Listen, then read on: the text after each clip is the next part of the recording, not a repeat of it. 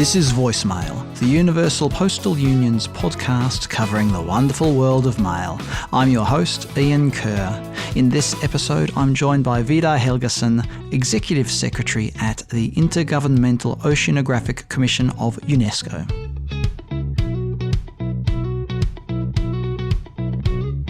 I'm joined by Vidar Helgesen. He's the Executive Secretary at IOC UNESCO, IOC being the Intergovernmental Oceanographic Commission. Vidar, welcome to the UPU Voicemail podcast. As we ask of all our guests, can you just share with us your first memory of the post?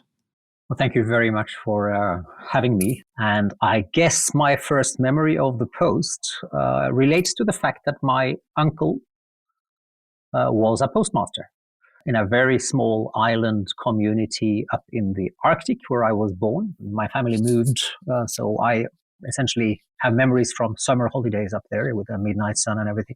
And my uncle ran the small grocery store on the island, and attached to that was the post office. So the post office, I think, had my childhood memory of a post office was quite a 2 square meter locale with some mailboxes in it. And my uncle, who shuttled back and forth from shifting his hat from being the grocer to being the postman. A classic situation in the rural and remote parts of the world where the local postmaster, as you said, has many hats. Let's move on to... And I must say, keeping the community together in just so many ways. That's exactly right. Oh, we're preaching to the choir here, aren't we? Well, let's talk a bit about your own personal journey a little bit. You've worked at the intersection of diplomacy, climate leadership, and ocean science for many years. Everything from shaping Norway's climate policy to leading the high-level panel for sustainable ocean economy. How have those experiences shaped the way you approach ocean cooperation today, especially in your role at IOC UNESCO? I think, importantly, the intersection between knowledge and generational knowledge and application of knowledge in a political setting is really what intrigues me and what is the challenge of this job. And since I've been working and now working a lot on the science side and the knowledge generation side, having had a political background, seeing how challenging it can be to get knowledge to the right table at the right time. And also on the other side, for decision makers to balance your respect for knowledge with the realization that there are demands out there that are competing. There's a lot of talk about science, the science policy interface.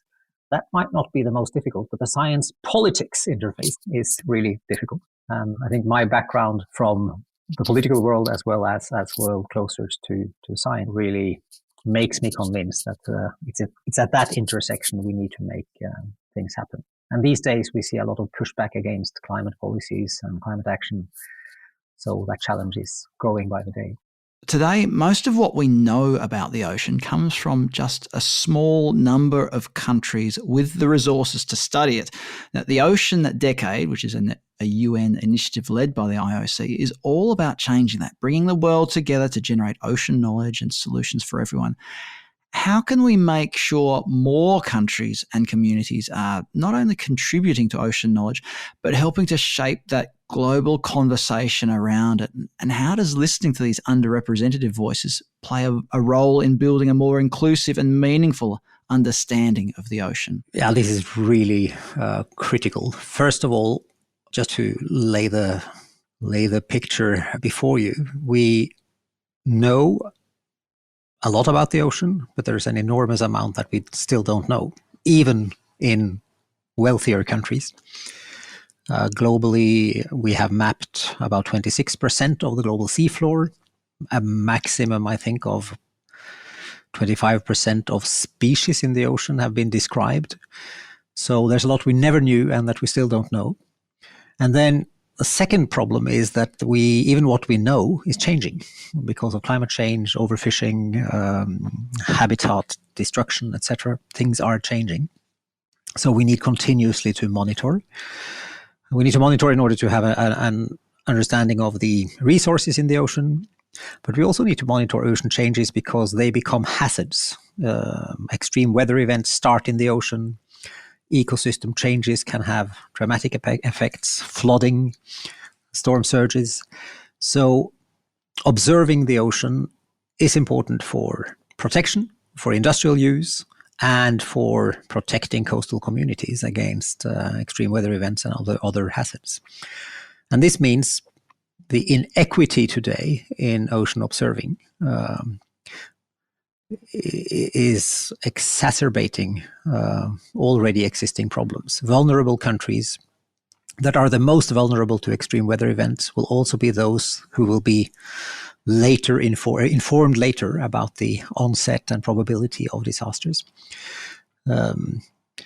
So there's a real urgent need to scale up ocean observation, and to do that, not least in the Southern Ocean, where we have a lot of ocean, least observation capacity, and many vulnerable island nations and coastal states. I just wanted to mention that divide between the North and the South, because the 2024 State of the Ocean report points out that over 70% of ocean literacy involves areas concentrated, or the initiatives, I beg your pardon, are concentrated in the Northern Hemisphere. So how can we make ocean knowledge more globally inclusive, especially in light of what you just said? What role could unexpected partners like the Postal Service play in expanding access and awareness? Yeah, I think that's a very good question. And I think we need essentially a broad coalition of actors to work together. I think I started out talking about the postmaster and grocer. Those selling fish should be welcome to do more about in terms of informing people about the ocean. I guess there is post going by ships, so maybe the post service can tell more about the importance of the ocean for its purposes. I think that's a really important thing, because since there is no lived human life in the ocean, there's no human experience in the ocean. You don't have a grandma who can tell you what life used to be like in the ocean in the old days. That's why we fully depend on ocean observing, and we depend on those who know that they're benefiting from the ocean to communicate that, because it's not apparent. I mean, I meet people, decision makers around the world, who say, we have a lot of ocean territories, but we have our backs against the ocean. So the ocean is not present in political culture, in media, in society, and all actors who depend on the ocean, know the ocean, should do more to communicate. It shouldn't be left to scientists or classical ocean industries alone. You were talking earlier about how the ocean is the source of many of the extreme weather events that we face. And the State of the Ocean report, also describes the current situation as alarming: warming, acidification, pollution, biodiversity loss. What do you think are some of the main challenges that still stand in the way of a coordinated or coordinated large-scale action? I think the ocean is lagging in terms of knowledge-based planning. There's much to be said about terrestrial planning, urban planning, etc. But the ocean is probably 100 years behind when it comes to thinking of the ocean territory as an area that needs planning. It sounds boring, but it's extremely important in order to get things right. And for planning, obviously, we need to know if you are planning on a shipping corridor, or offshore oil and gas, or offshore wind production, or fisheries and aquaculture. Where should you locate it? Where do you need not to locate it in order to protect valuable biodiversity? What would be the impacts? We need, of course, much more clean offshore wind, but locating offshore wind parks cannot be done everywhere, because there are biodiversity considerations, sound considerations, birds, there's electricity that can impact ocean species. So you have, or electromagnetic waves that can impact ocean species.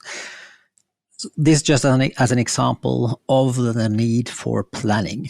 And much of the ocean Science is there. Even in under-resourced countries, you do have a fair amount of ocean science. The data flow to those scientists can be limited, and we need therefore to enhance ocean observing. But then for science and knowledge to be translated into planning, you need actually a profession of ocean planners, and that is lacking in many places. And those are ultimately the ones, the planners in public services are the ones who communicate to their masters, again, the politicians and decision makers. So when it comes to what needs to be done to scale up sustainable ocean management, I come back to that boring concept of planning.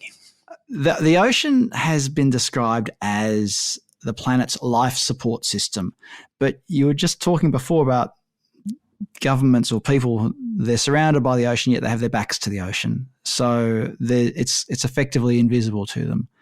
So what, from your perspective, what do you wish more people understood about our relationship with the ocean? Even if you're not next to the ocean, your home is far from the ocean shore, what do you wish that people understood better about it? Well, to begin with, 50% of oxygen production comes from the ocean. We tend to describe rainforests as the lungs of the ocean. Well, they're small lungs, but the big lungs are the ocean.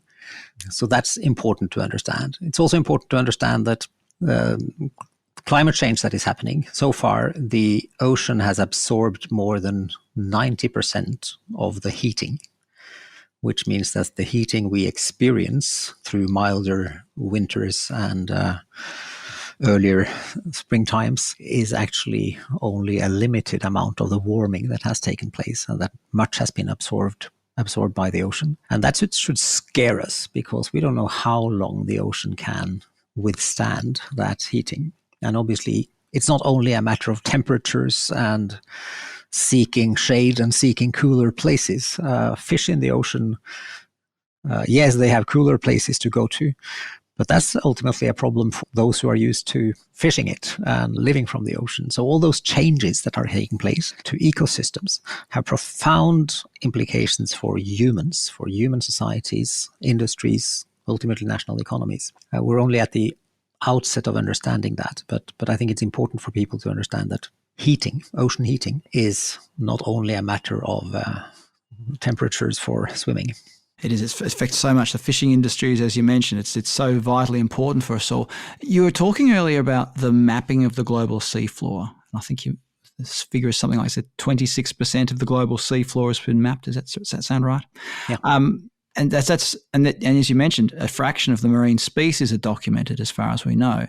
So what does this tell us about the scale of what we still don't know about the ocean? And how do we balance the need to keep on exploring, the urgency to act on, basically what you just said? Yeah, we need to act on what we do know. And we do know that we need to protect more biodiversity. And indeed, the world has agreed to protect more of the ocean to safeguard biodiversity.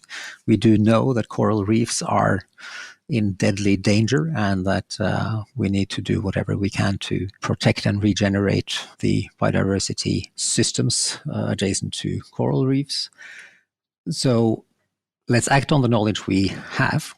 And then where we don't have knowledge, let's understand that we need to actually apply the precautionary principle so that we don't do things that we will live to profoundly regret. There's one interesting example from last year was a find of dark oxygen production on the deep sea floor. Research crews commissioned by a seabed mining company that wanted to find out how you could go about harvesting deep sea nodules that are sort of like black small stones, how you can go about harvest those in the most careful way. And you could imagine that, okay, these are round balls lying on the seafloor, so if you pick them carefully, it wouldn't do too much harm. But then they realized there was a surprising amount of oxygen in those waters, indicating that these stone-like things may produce oxygen. And then, of course, you're talking really about the ocean as a life support system. And now the next step is to find out more about how come, what are the dynamics at play. And these are the kinds of things that we need to learn, and preferably learn and get to know before we start acting in ways that we can regret. Let's talk a little bit about the postal side of things now. When we think postal, we don't often think about the ocean, although there is at least one post office that's located under the sea, which is a whole other story. Anyway, sticking with the, the context of our discussion today, though, as we all know, postal networks reach almost every community in the world. And as you've mentioned earlier, they are in places where other services often aren't, if I can put it that way. So looking ahead, how could postal services play a role in efforts such as ocean education or public awareness?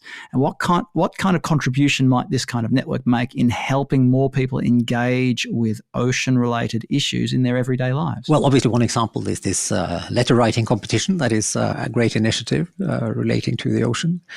I think any business or any public service in its line of work has different ways of meeting clients and customers and can communicate through its channels and finding appropriate times and appropriate ways of doing that.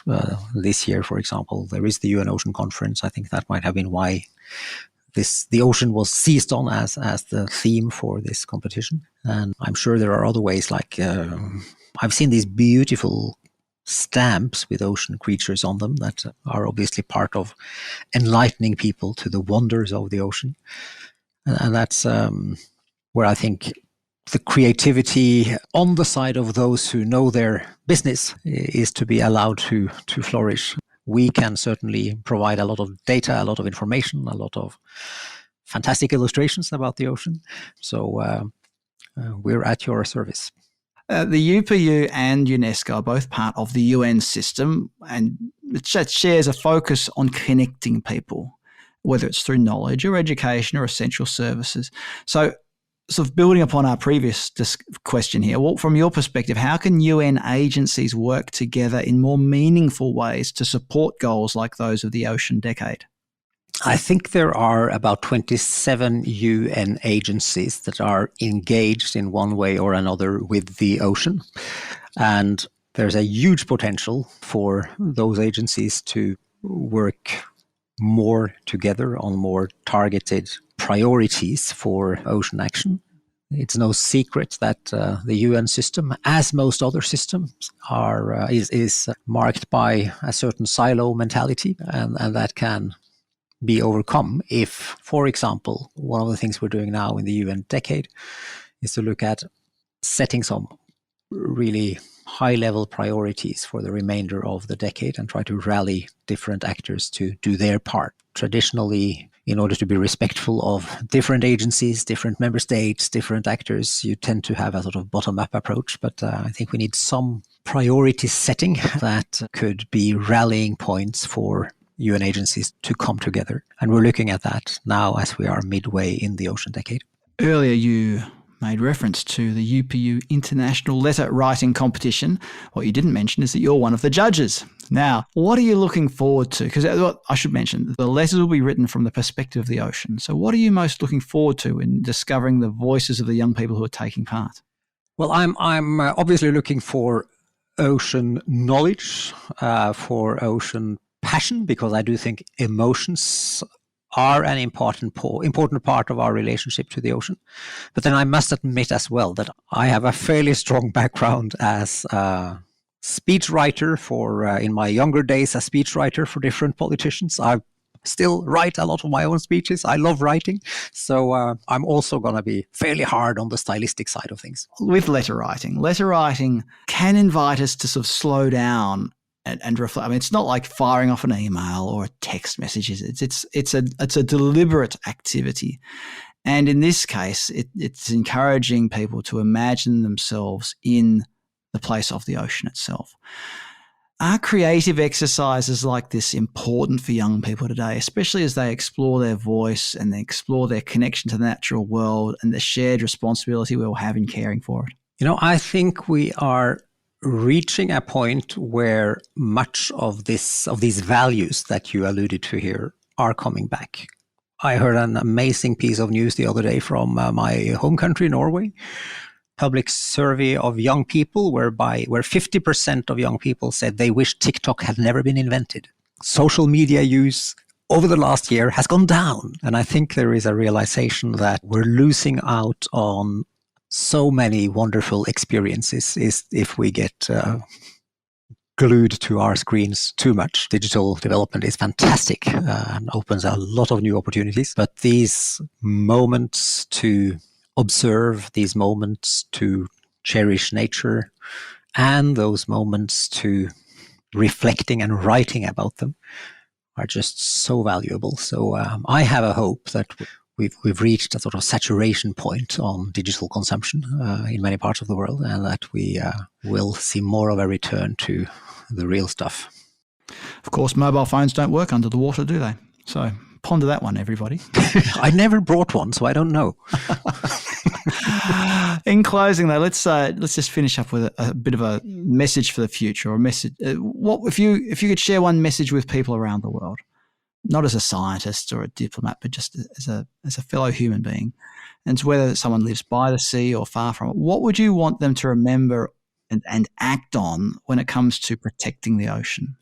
I would like to dwell on the word hope, and I want to remember, and I still keep reminding myself when I am confronted with a lot of bad news about the state of the ocean, a lot of bad news about the state of politics nationally or globally around the world. I remind myself that hope is at the same time a noun and a verb.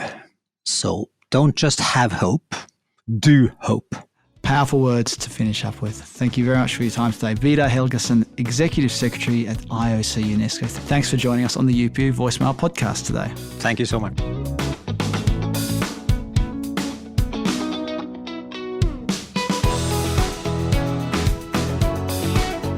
You've been listening to Voicemail, the official podcast of the Universal Postal Union. Subscribe to the podcast on your favourite podcast platform and you'll get each episode downloaded to the device of your choosing as it's released. My thanks to the team at the UPU for their help putting together this episode. I'm your host, Ian Kerr, and I look forward to your company next time on Voicemail, the podcast of the UPU.